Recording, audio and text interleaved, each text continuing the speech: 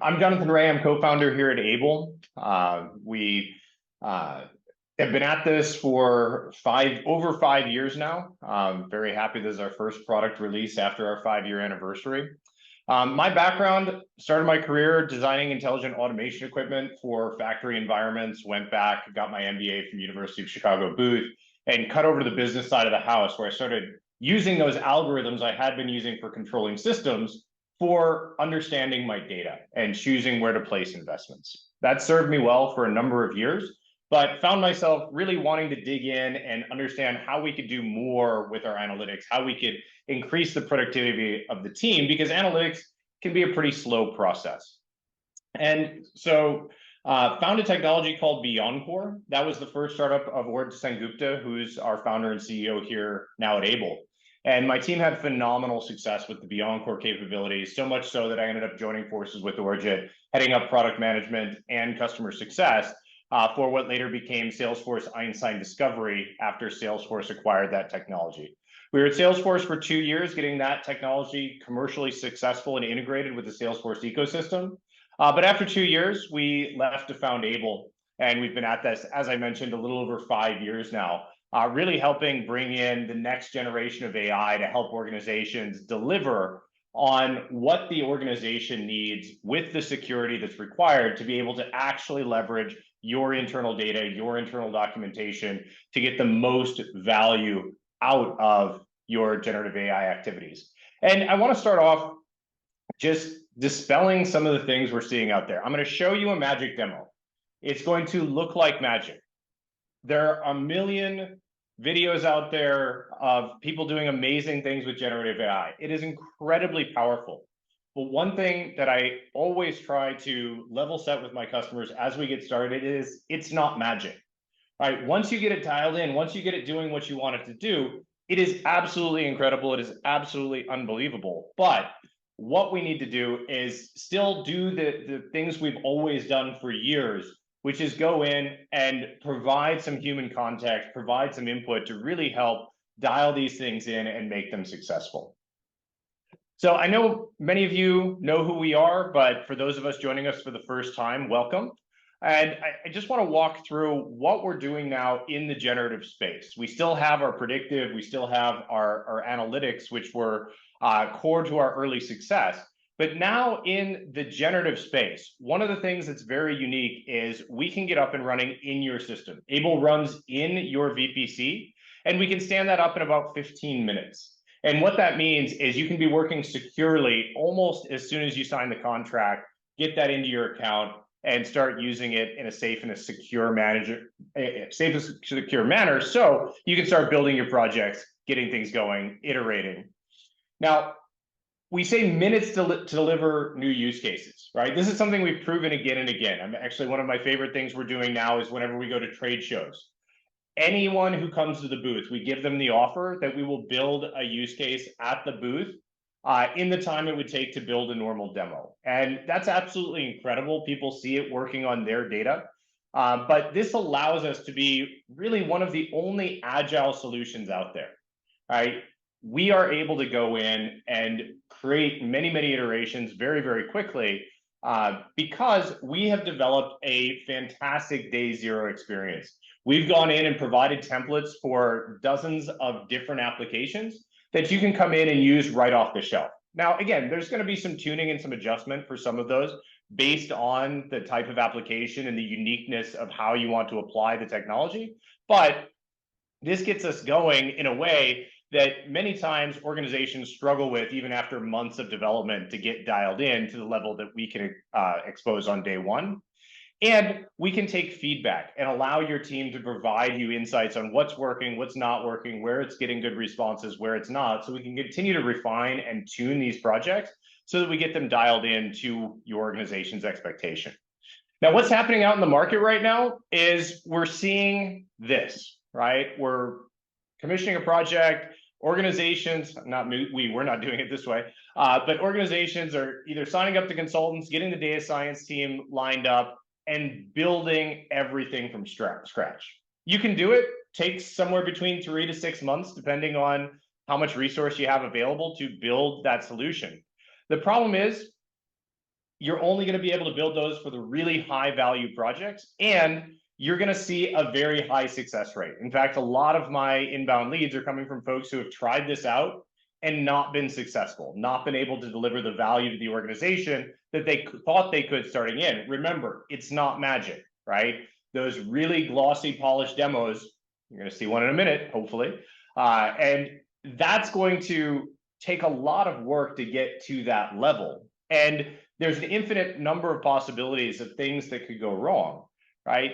We have really worked over the course of our last several releases to really get this dialed in and make it so our customers are able to get to value. Right? I mentioned the security, working in your cloud, so you don't have to fear about language models stealing your information anymore. Right? Focused on getting the business team in on day one. So we get the actual feedback from our end customers, folks who are going to be consuming these things right away, and start iterating immediately. Now, you don't have to take my word for it, right? We've got tons of customer testimonials. Here's a good one, just demonstrating exactly how we can get things up and running, get you to success in a way that a lot of organizations are struggling with. And a lot of groups are coming to us, asking us to get them to that next step. Now, you might be asking yourself, well, what does Aible do, right? Are we competing directly with the likes of OpenAI and Google and others out there generating our own models? No, absolutely not. All right, what we are doing is we are focused on using the state of the art, using the best techniques and technologies that are out there, but augmenting those with the solutions that are required to actually turn these into enterprise technologies, actually make them something that someone can use as opposed to just a toolkit that people can tinker around with.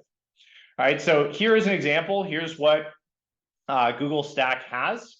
And out of the box, you can pretty much work on unstructured data. You can ask SQL questions, but a lot of that is going to be pretty hit or miss in terms of the experience from what we're seeing.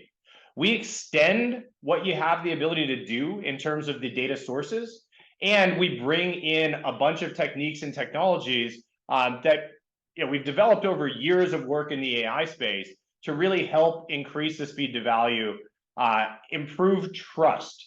Right? We all hear about hallucinations. We all hear about how language models can't be trusted.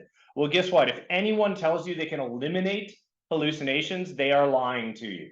Right? What we do is we work on controlling hallucination, reduce it, and make it absolutely clear when the language model is hallucinating so your team can trust it, even though it's going to lie to you occasionally. When it's absolutely transparent, that increases the trust because you know when it's making stuff up. You also know what you can take to the bank. Right? Flexible, allowing us to adjust and improve as we go along, and cost, right? Everybody comes back and says, okay, the solution looks amazing, but what's it going to cost me to run? Well, critically, we are working in a true serverless architecture. We often see our customers' compute costs decrease using the Aible platform. That's huge. We also have the ability to apply these techniques to lower cost to operate models like GPT 3.5, like Palm 2, right? These models are smaller, which means we have to guide them a little bit more. But when it comes to the operating costs, they're far less than the direction that OpenAI just went. So I don't know if any of you attended their keynote, but they had some nice announcements. They lowered their costs a little bit. That's great. But they also increased their prompt window. Now, why did they do that? They did that because organizations are having a hard time getting appropriate answers out of vector databases and things of that sort. But what that basically means now is your cost, they reduce their prices a little bit, but they massively increase that context window. That's just going to add more and more cost. We fundamentally believe that there are better ways to run this to help you drive and get more value from your deployments. Focus on getting the answers in the most cost-effective way so you can deploy this broadly across your organization. And one of my favorite features in this capability that we just added is this caching of queries and responses. It seems very simple, but some of our customers are telling us that they're seeing 60-70% cost reduction and actually much better user experience because of just that caching. Now, of course, doing caching reduces the revenue to the LLM, but we believe when you do the right thing by the customers, they will adopt these technologies more. So doing the right thing by the customer is never a bad idea. Whereas trying to just increase their spend is not a good idea. That's why we are very focused on this value extraction part of the story. Yeah, and absolutely. We have really focused on understanding, benchmarking, coming up with opportunities to make our customers more successful with their AI endeavors, but also greatly reduce that overall compute cost and actually provide savings along the way. And this ends up with the type of feedback, the type of information that people are providing back to their peers. We get a lot of business through references, right? Folks saying you have to try out Aible, right? Because we're kind of a hidden secret in the market right now. But the word is getting out with folks coming in and giving the types of feedback that you see here in anonymous ratings on Peer Insights. I wish I could list all the company names behind these because we've got some really big logos, but honestly, some of them don't want to talk about it because it's a core strategic advantage for them. They'll tell their buddies in other industries, but they're not going to want to tell their competitors what they found here working with Aible. And you can see some of our customer webinars, like we just did one with Baptist Health at Gartner IT Expo. Before that, we did one with CNI at AI4. Before that, we did one with Cisco, New York City Health+Hospitals, and United Health Group at Gartner Summit. Pretty massive companies getting to value very quickly. Now, which of these put in Gartner Peer Insights, we don't actually know because it's anonymous. But you can go in and see the profile of the customers, and you'll see some of the largest companies out there are putting in reviews of this nature. One of the key differences with Aible is you'll always find that we lead with customers and real customer successes. Like, you're not going to get a cryptic small thing from us. It's real customers standing on stage saying, hey, we are able to iterate with real business users in a matter of minutes. That's what differentiates us, because we are pragmatists delivering value at scale. Yeah, absolutely. And let's get into that. Let's get into how we deliver value. And as promised, I'm going to start with one of those magical demos. And we're going to go through, show you some of the new tech that just came out here in our October release. And then we're going to peel back the layers a little bit. We're going to let you see some of how this process works, because I think it benefits all of us if you have reasonable expectations coming in. We have a lot of people who want AI to be able to do everything. I often inform my customers, it will be great when AI gets there, but none of us will have jobs. Fortunately for us, human intelligence is still incredibly valuable. So let's dive in and let's see what it can do when we get this dialed in. So what we're going to be doing here is we're going to be analyzing a data set from the US government on social determinants of health. And we're going to be looking at different questions and things we want to know in the data. And I'm going to start this off with a chat template that is dialed into this data set. And so we're also going to benefit from caching in this, in that I have asked these questions previously. So I'm going to ask which states have the highest male divorce rates. I'll ask about female as well. No idea why. We should explain that the data set does actually have something called male divorce rate and female divorce rate. That's what's going on. We're not cheating. That's what the data set is laid out as. Yeah, I don't know why it doesn't have combined, but anyways, it doesn't. That's how they choose to release their data. But I'll ask both sides of that question. And critically, as Aible's coming back with the responses, most organizations would expect you to look at this response and know if it's truthful or not. Well, as we'll see a little bit later, it can be very hard to detect a hallucination from a fact. So what we do here at Aible is we give you that fact, right? We are going to show you the information that supports the answer so that you can go in and validate any of these responses that come out. You can check it to confirm that it's true. And we're also going to show you the near misses, the answers that were around the answer that was the best. So you can actually see a table and get an understanding of where it pulled it from, confirm that that is in fact a correct statement. So I'm going to keep going here, building out a number of questions, going through, asking as I would, a business user or an analyst who just really wants to understand what's going on in this data set. Now, I'm asking a bunch of questions, but we also have to wonder, well, what if I don't know the right question? What if I'm not really sure what in this data set I should be paying attention to?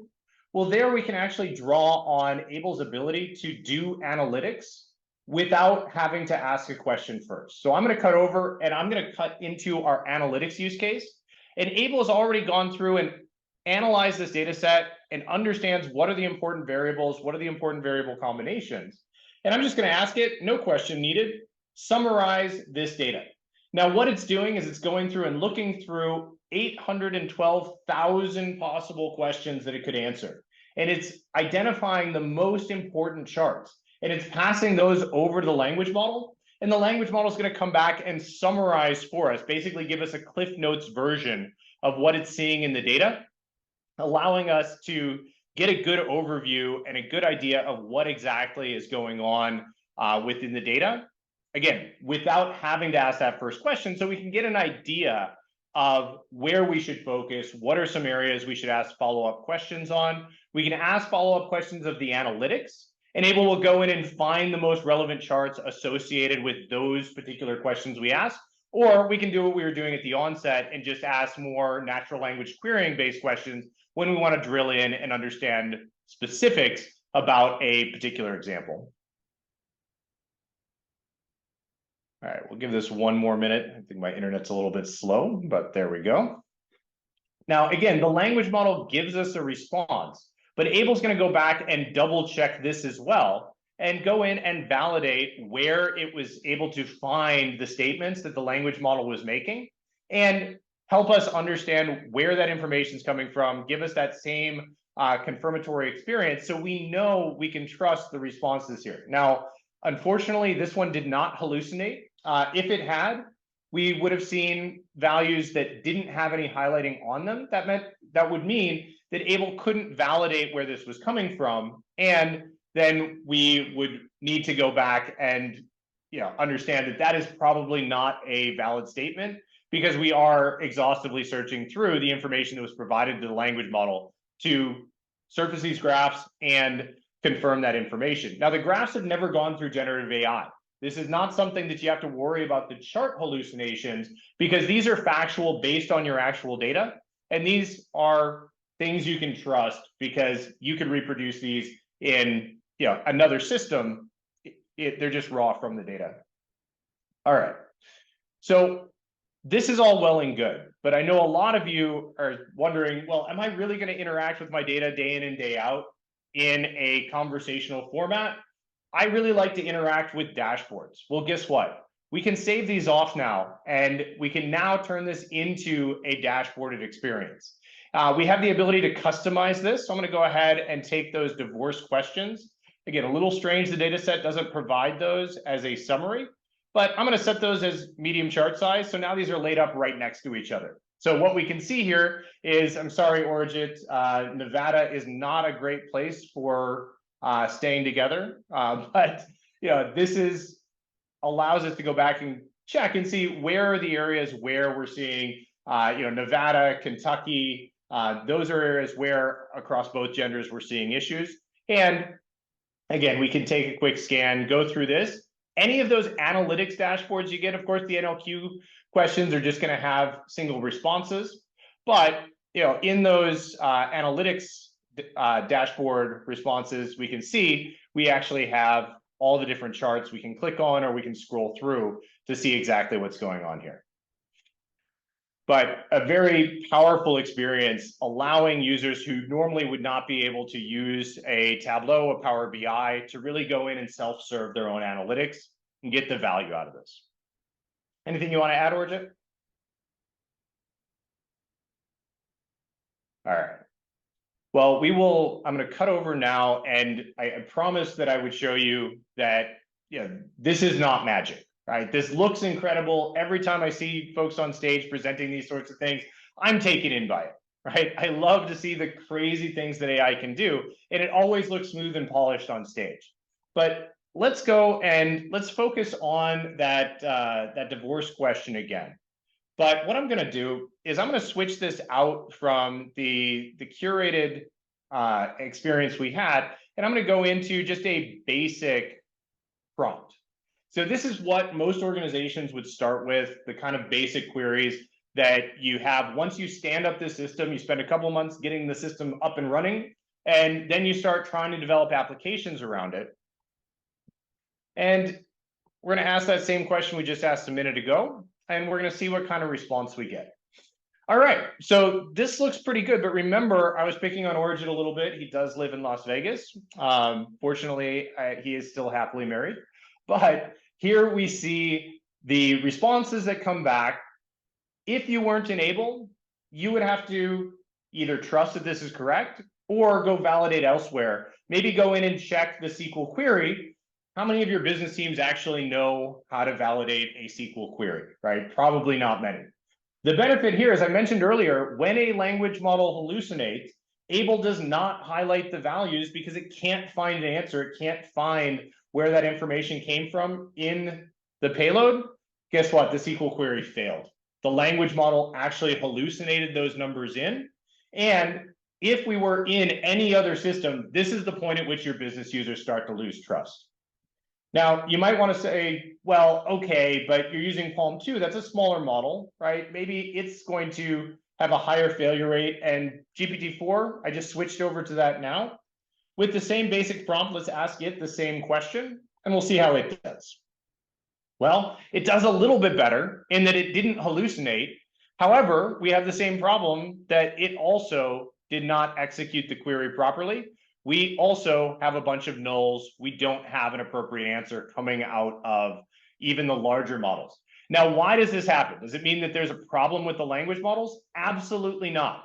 Your data and everyone else's data is ambiguous. You have multiple columns that mean the same things. You have questions that a human analyst understands that this is data that is at a zip code level. When you're asking about states or regions, you need to tell the language model what the data is it's looking at, or it might do the wrong thing, as it did in this case. So what we do, as we're going through working with our customers and building these, to get that right answer, to make sure that the language model understands the context that we have the ability to go in. Oops, I ran this in GPT-4. It will hopefully do well with the good prompt. But what we have the ability to do, I'll run this back in Palm 2 again. GPT-4 is reasonably slow. Let's run this in Palm. There we go. Now, as we go over and look at what we've done here in helping the language model understand what's going on in this data set to get the right answers, what we're doing is telling it exactly what it needs to know. We're telling it that the records in this data set are at the zip code level. We're telling it that it should use the average function based on this data when looking for answers to questions about states, when looking for answers to questions about regions. That's really all it took to get this dialed in. Now, this is a simple example. Your data sets may have more or less complexity to them, but this is how we provide the tooling to go ahead and get these dialed in. We provide all the controls in one place, so you don't have to go to many different systems. I'll show that in a little bit as I go into the unstructured use case, where we can dial these things in right at point of use. So again, that iteration, right? We'll get the thing up and running. Within 15 minutes, as we discussed, we'll be able to ask the first questions, start to see where we're getting errors, and then work on dialing those in, and hopefully over the course of a few hours to a couple of days, get this thing rock solid so we can really start using in the organization. At that point, I still wouldn't expect it to be 100% accurate, but if you look at the use cases, we're working with customers right now who have humans going in and searching for information, compiling that information, spending basically hours a day, days a week, going in, just trying to pull information from all these disparate systems. Here you have the ability to pull that all together, get instant responses, and get that at your fingertips. All right, from here, I'm going to go over to an unstructured data set. I'm actually going to use Orijit's book. Orijit took a sabbatical from Salesforce and wrote a book called AI is a Waste of Money. Now, obviously, we don't believe AI is a waste of money, but it can absolutely be a money pit if you don't follow the techniques to get the most out of these systems. You're going to end up spending a lot of time, a lot of dollars, and oftentimes being pretty frustrated with the results that you get out. So I'm going to show a good example first here, and then I'll show you again where things started. So I'm going to ask about who Kasparov is and how is he talked about in the book. And what we're doing here is Aible's going in using a vector database. I talked about OpenAI strategy is basically just allow you to throw the entire book into the prompt. Now that's incredibly expensive, incredibly inefficient, because you're going in and you're digesting, you're basically telling the AI to read the book every time you ask a question. All right, that's pretty compute intensive. Here, what we're doing is we're using a vector database combined with some techniques that we've rolled into it around more of a direct search capability that goes in and takes a multi-pronged approach to finding the right passages from the data set, passing those over to the AI, and coming back with a well-formed response like this. And this snippet really captures the core of what we believe in the AI space, right? AI is powerful. It's not perfect. And we as humans are still better than AI at, it says some tasks, I'd say many tasks.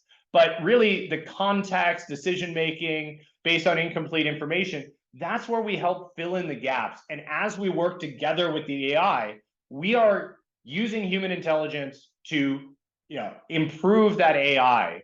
The AI augments our human abilities by being able to go through and find amazing amounts of information in a very short time. This combination is really what's powerful in this space. I believe this is truly the magic of what we're able to do with these applications and use cases we're developing for organizations.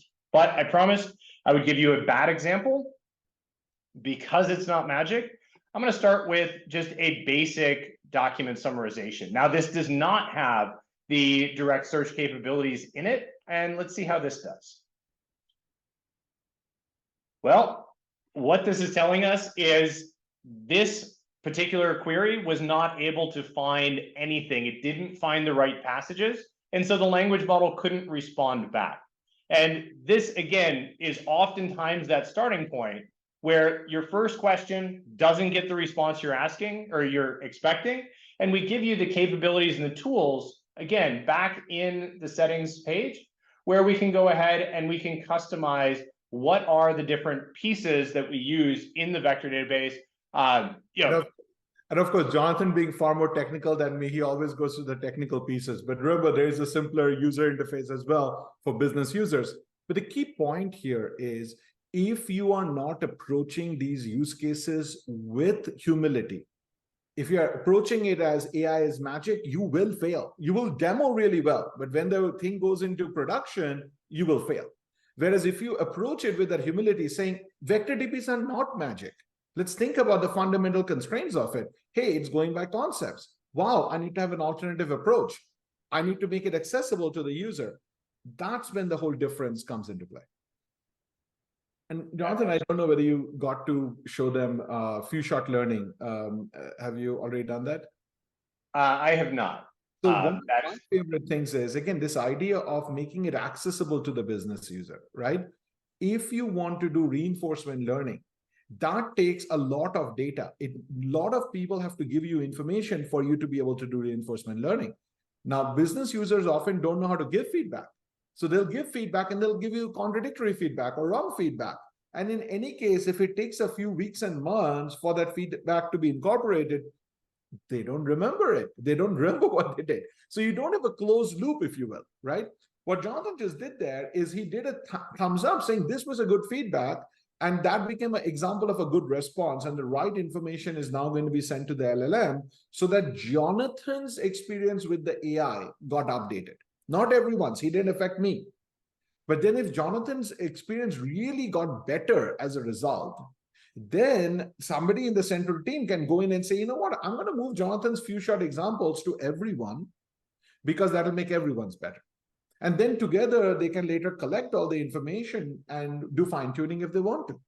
But if you are not empowering the business user to make their experience better, and you're not empowering IT and data science to create these kind of chat templates to bring all that power to the hands of the business user, then you're not really empowering business users. You're hoping that your magical demo will actually work when it hits real data, and it's just not. Absolutely. All right. So I just want to touch on a couple other exciting new things that we have brought into the Aible platform.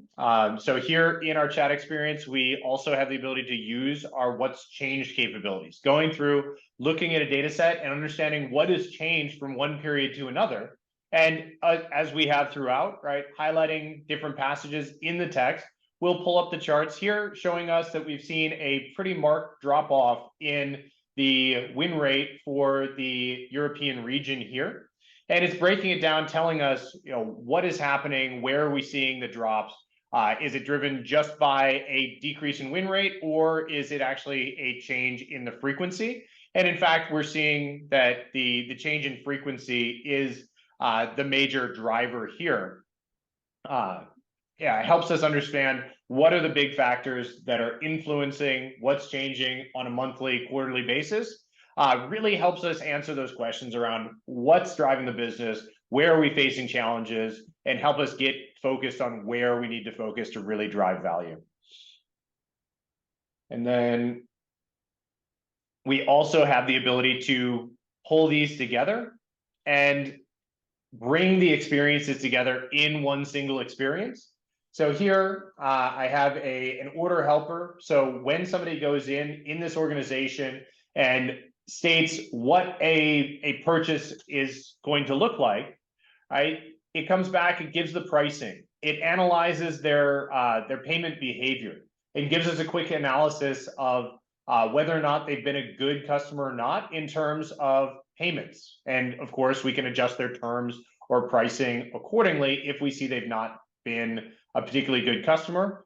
We also go through and we're providing predictions here back, identifying which freight carriers are likely to be the highest performing as we go ahead and execute this order with this individual or with this organization. And it's even putting together the email response back to them. So by putting in a single prompt, we can get multiple responses back from the various AIs that we have in the Aible ecosystem to help us really streamline the process, get all that information at our fingertips to be able to improve our work day in and day out. And notice that there are different kinds of AI in play here. So there is a predictive model, there is a generative model, there's an information retrieval model. And this is where the market is going to go. It is not going to be simplistically, hey, I got a generative AI solution, I got a predictive solution, I got a prescriptive solution. It's going to be what a combination of classical AI and generative AI working together to solve the needs of the user. And this is where, you can, of course, if you're a consulting company or if you're one of our larger customers who are embedding these technologies in, all of this is just a matter of JavaScript that you just add to your web page and you're able to do this kind of customization. So, all right. That's all I had to take you through in the demo today. But we can go in and let's recap a little bit on what the new features are and just talk about why we've developed these. I'm just going to answer a quick question from the audience. Oh, you bet. There was a question from HK, which was, hey, it would be help if Aible would highlight the numbers that are unverified in red, right? So this is a very interesting thematic thing. So I just want, because there are a bunch of interesting people on this call, I want to make this point. See, if you could perfectly double check a generative AI through a deterministic system, you wouldn't need the generative AI. The generative AI is fundamentally more powerful than a deterministic AI. What we are doing is when we go in and we say blue is true, that is a guarantee. We can absolutely say that if it is blue, it is true. And you can see the data that never went through generative AI that I pointed you to. What I cannot say is if it's not blue, it's not true. Because the generative AI might have changed the naming a little bit. Not a little bit. If it's a little bit, we'll probably catch it. If it might have changed it significantly, it might have done rounding in a certain way. It might have, there is no way average things like that as well. Directions. And this is where us also being scientists comes into play. We like to be intellectually honest. Would it be easier to market in red? Sure, it would be. It would also be intellectually dishonest. So we tell people blue is true. We don't say not blue is not true. It just says we couldn't verify it. Now you as the human need to do the work. If you're not using Aible, all the numbers you have to double check yourself, right? Like if you think about what is the world without Aible in generative AI, you are responsible for double checking and figuring out everything. The onus is on you, the human. Makes no sense. A human cannot possibly double check an AI. But what we are doing is having the AI double check the first AI, the explainable AI double check the generative AI, looking at data that never went to generative, and at least tell you here are the safe areas. The rest of the areas, you're on your own. Hopefully that makes sense. It's a very insightful question, so I wanted to answer it live with you guys.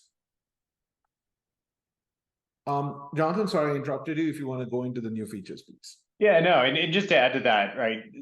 The language model is going to come up with averages. It'll, subtract different things. That, there are an infinite number of things it can do. Now, language models aren't particularly good at math. They often get those averages and things wrong. So, even if they look correct, I would encourage you to take them with a grain of salt if they aren't highlighted. But, again, oftentimes it does get those right, and we don't want to mislead people and make them think that information they're viewing is wrong. Oftentimes it just takes typing it into a calculator to confirm, did it do the subtraction or addition correctly? And Jonathan, there's a few questions. Again, I'll go through them really quick before we go to the new features. One is, who's the target persona for customizing the basic and advanced settings? What we are finding is it's often the analytics team or the center of excellence for data science at these organizations. Interestingly enough, quite our goal for most of these organizations is to get the business user comfortable enough to use the simpler screen. And only if the business user can't do it, then go to the more complex screen, which is available to analysts and data scientists and experts. The second thing was, what VectorDB stack are you using? We do use different VectorDB stacks in different clouds. Now in Google, we use a serverless version. I'm blanking on the name right now. I think it's ChromaDB. But again, our belief is that the underlying tech, we will switch out from one thing to the other as we find better and better solutions in different environments. We have a preference for serverless because it massively reduces costs. You're not bringing up huge servers and keeping them running. So wherever possible, we go serverless. And the last part of it is that our customers are not affected if we switch from one to the other, because we always make sure it doesn't break our customers' experiences. Then JH had an interesting question, Jonathan. I did interrupt you by saying the few shots, and it was like, what was new about the summarization? My question actually interrupted you, so because I went into few shot. I think what Jonathan was showing you there is the fact that using a VectorDB, that question couldn't be answered. Yes. And to answer it, he just had to move to a different chat template. And a business user can be told, when you're searching for concepts, use this chat template. When you're searching for exact search, use this other chat template. That's a very easy instruction to give to a customer, because they know whether they're searching for a concept or they're searching for something factual, like Kasparov. And this is one of those things where a little bit of effort, a little bit of elbow grease to create those two chat templates, and a very small amount of training to the user saying, hey, if it fails on this, ask that other question. That gets you to success. Whereas magically, if you're just using VectorDB, it just will not. Right? Yeah, and Orjit mentioned earlier, we're practitioners, right? We're out there every day delivering use cases to customers. And some of the technologies out there, like VectorDBs, still smell very much like they just came out of a laboratory, right? And so what we're doing is we're incorporating new techniques. We're bringing together different disciplines to augment what a VectorDB can do and provide these hybrid solutions that really focus on the right way to get information, is pull the relevant passages, let the language model summarize just that information, as opposed to brute forcing it like some others are doing in the market right now. Right? But it takes a bit of craftsmanship to go in and get these things right so that people can use them. Right? OpenAI just kind of said they gave up. They threw their hands up in the air and said, well, we gave you a bunch more tokens, just shove it all in the model and let it sort it out. Well, the two problems with that, one is, of course, your documents might be longer than 300 pages, and it regularly is in enterprise use cases.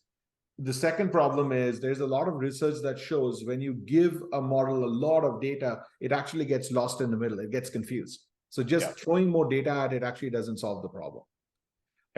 Few other interesting questions, one from CS and JH. I'm going to combine yours. What about data quality? And what Aible absolutely does is for structured data, it automatically detects data quality issues, fixes them if it can. Otherwise, it'll flag it, and then the user has to intervene a little to fix it. For other kind of situations, by flagging to the original data, it makes it much easier for the user to see that there's a data quality problem that is causing the issue. Another question from JH was, well, how do you create these templates? Because the templates sound very useful, but do I have to do it? What we did is we already built really good starting points for different use cases. And then our partners and our customers can derive from those. So in Aible, and you'll see this in the what's new, we actually have a lineage structure, just like you would have lineage structure in classes in programming. Or so what happens is you get a good starting point from our chat templates. Then you can go in and do a specialized chat template to take it further. In fact, that's the first of the one. So Jonathan, over to you. I think that's the last question I wanted to cover. It's not the first, but I decided I could go out of order here because it's topical at the moment due to the question, right? So chat lineage is that ability to have a parent template. This is a really important concept because language models change, right? I know, people are talking about, well, is, GPT-5 coming out or not? It's not just those changes. There are generational changes as they update and tweak the model. And in fact, they're doing it real time. And as the model drifts or shifts or changes, your applications that you build are going to break. That is one of the certainties in the language model space. If you think you build it once and it's good for life, unfortunately, that's not the case. The template lineage, if you just add a few instructions like you saw me do earlier to our core templates, when we go ahead and update that core template to adjust to those model changes, you can have it accept those changes so that it updates your project. You may not even notice that the model changed or drifted because our team will be correcting those at the top level. Your prompt instructions will still most likely be relevant. And so you have a seamless experience. Everybody else is going to have to go in and one by one correct the prompts manually for all of the applications they've built. That's hugely costly, hugely painful. Again, ways we're looking at what are the realities in this market and how do we make your life a little bit easier. And one funny thing was like when you saw OpenAI add that flag saying, hey, give me the response back in JSON. They were actually putting a band-aid solution to a recent problem. So this happened to us also. Some of the underlying models changed and suddenly they switched from sending JSON to objects and broke all the apps. Now in Aible, what happened is the moment we noticed it, we went in and changed the parent chat templates and everyone's use cases fixed themselves because they were derived from our parent chat templates. In the absence of that, you have to have these flags and you have to go make sure that when you're building your app, you have flagged it to only send it to JSON. But JSON was just one symptom. The switch from JSON to object was just a symptom. There will be other unexpected ways in which LLMs will change as the updates come. Are you really going to go in and put a flag for every one of them? You have to have a more scalable solution that doesn't require the end users, the end application builders to do work to keep up with the changes in the models. And that's what the chat template lineage does. We fix the parent, you get all the benefits. Now, if you decide to deviate from the template, you can do that. You just go look at, oh, the chat template has changed. Let me go manually reflect the changes back into my chat template. You don't have to use lineage that way. But if you build your own chat template, you might use lineage inside your organization. Yeah, and if you have a good prompt engineering team and you decide you don't like the Aible prompts because they're, for whatever reason, not perfect for your data, you can still use lineage. Set it up so you have your team's core templates, and then you can still propagate your applications off of those core templates. So your team only has to go and update, 3-5 core templates to then propagate down to all of the applications you have in your business. All right.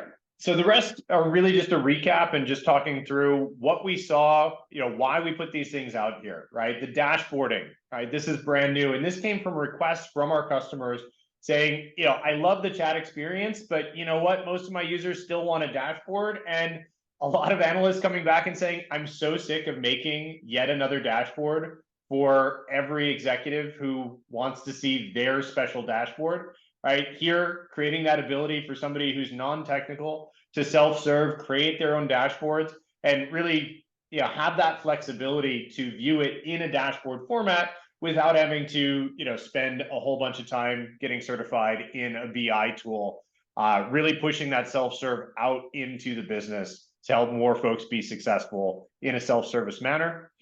That hallucination double check, again, we've been doing these things from the beginning. We just keep making them more and more powerful and bringing them to more applications. This is new, bringing it into the natural language queries and being able to pull up those charts, get that validation, and actually get those reference, the references of the other categories as well.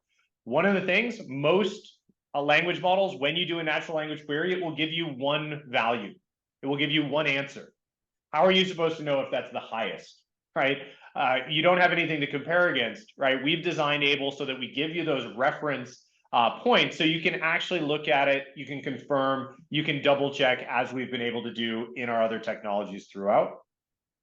And remember, work comes from kind of user research, right? That's why we are so obsessively focused on the end user. So what we found was, if you ask the highest question, Jonathan was saying, which geography do I have the highest revenue in? And I give you an answer and I give you a number. It looks plausible. The moment you give them that information plus a little more context, so give them 4 or 5 other territories, then they immediately say, well, that can't possibly be correct because those other numbers are looking wrong.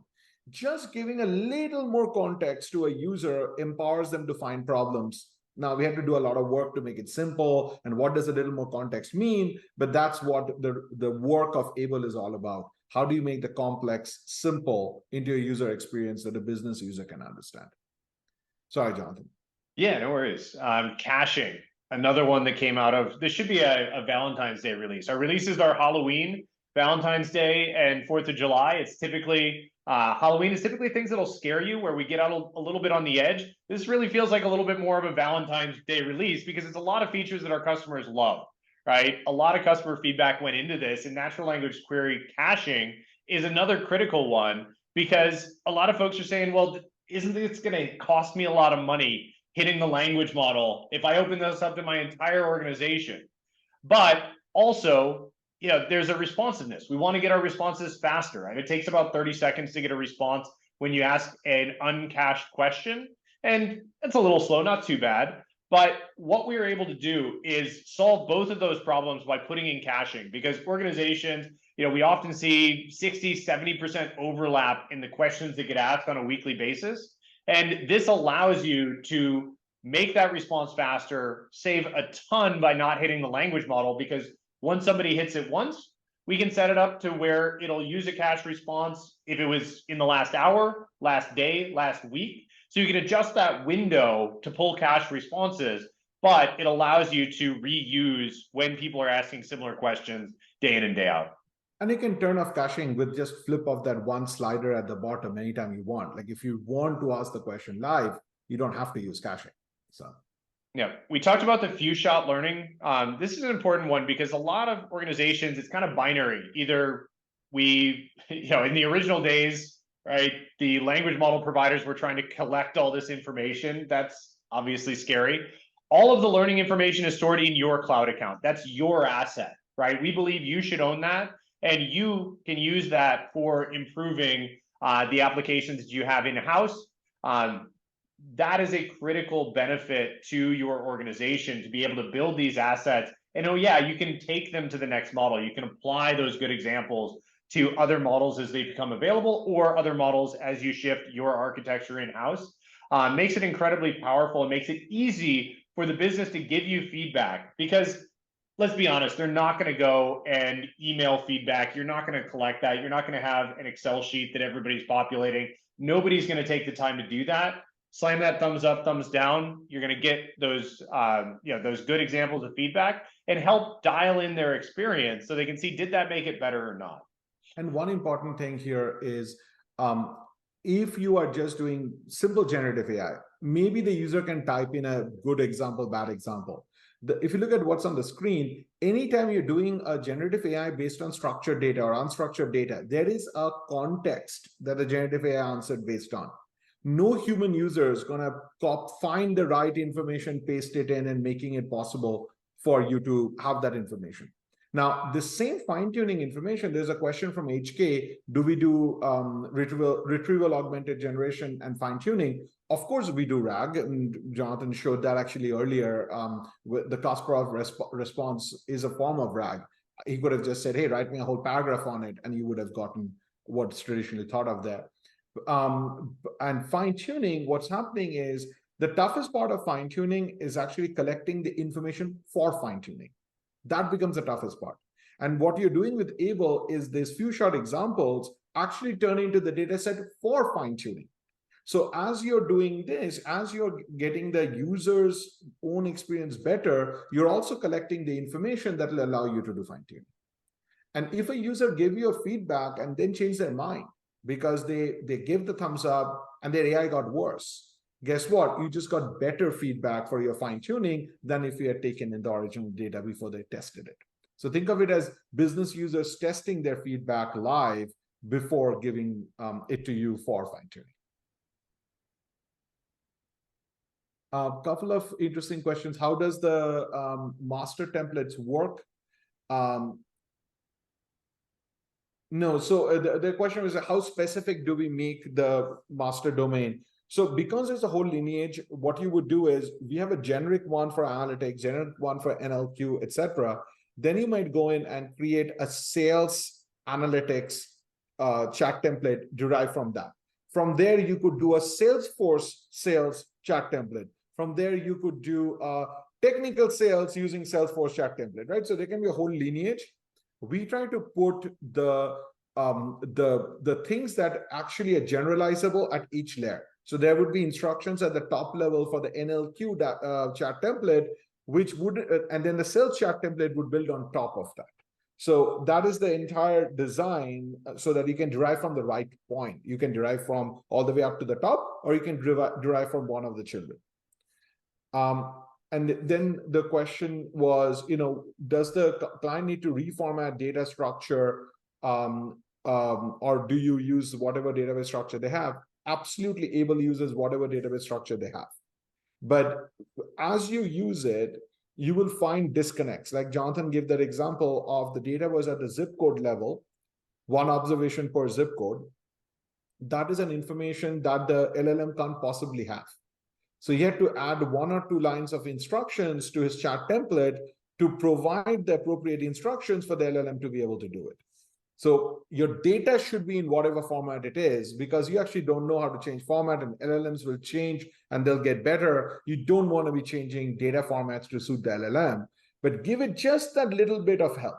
Just that, find that place where the disconnect is happening and give it that little bit of help in the chat template, and then it'll be solved. So hopefully we answered, I think we have answered all the open questions right now. Jonathan, continue. Yeah, great. Here's one that I think I may have missed in the demo because we were asking or answering questions midstream, but in the unstructured, right? Again, this concept that I talked about throughout applies here as well, where what we do is we match back to the passage.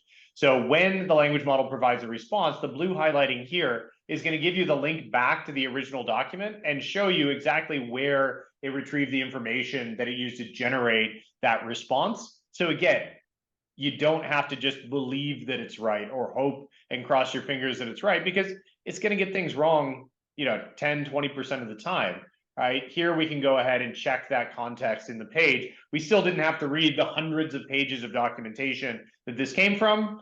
We can see right here exactly what it was using for that response. And a very funny example of that, if you go back one, happened at Gartner Symposium, because we were actually doing these live demos at the booth, and we asked people to just bring their data and we'll do it live. And we did like around 50 of them.